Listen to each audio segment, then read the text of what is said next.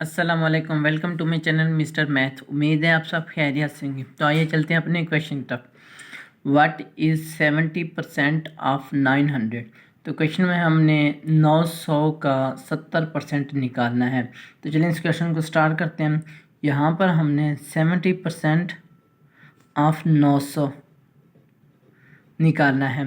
तो यहाँ पे परसेंटेज का मतलब होता है डिवाइड 100 और मल्टीप्लाई 900।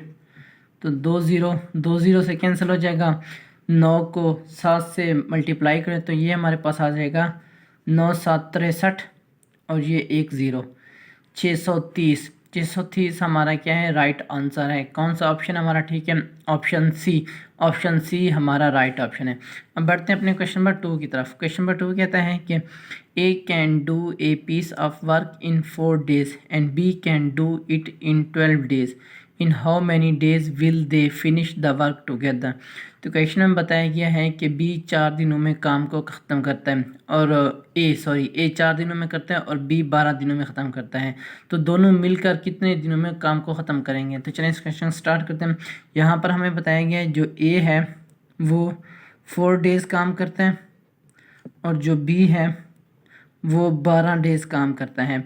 अगर हम इसको पर डे के हिसाब से करें, यानी कि एक दिन के हिसाब से कैसे करेगा, तो ये 4 दिन करता है तो ये 1/4 हो जाएगा, यानी कि पर डे के हिसाब से हम इसको करेंगे। तो इस क्वेश्चन इसको भी पर डे के हिसाब से करेंगे तो ये 1/12 हो जाएगा। अब यहाँ पे ये दोनों मिलकर पर डे के हिसाब से कितना काम करते हैं, हम इनको सिंपली प्लस कर देंगे। तो यहाँ पर हमारे पास एलसीएम आएगा 12, 4 3 12 3 आ जाएगा, प्लस 12 1 आ जाएगा। तो ये हमारे पास आएगा 3 जमा 1 4 डिवाइड 12। तो 4 1 4 4 3 12। तो ये हमारे पास आ जाएगा 1/3। तो ये दोनों मिलकर 1/3 यानी कि पर डे के हिसाब से काम करते हैं। तो नंबर ऑफ़ डेज़ कितने होंगे ये दोनों मिलकर? तो ये हो जाएगा नंबर ऑफ़ डेज़ हो जाएंगे 3।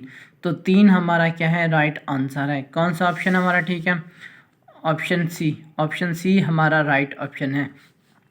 ये मेरे इंस्टाग्राम की आईडी है Mr_Math153। अगर आपको कोई भी इशू पेश हो तो आप मुझे इंस्टाग्राम पर मैसेज कर सकते हैं।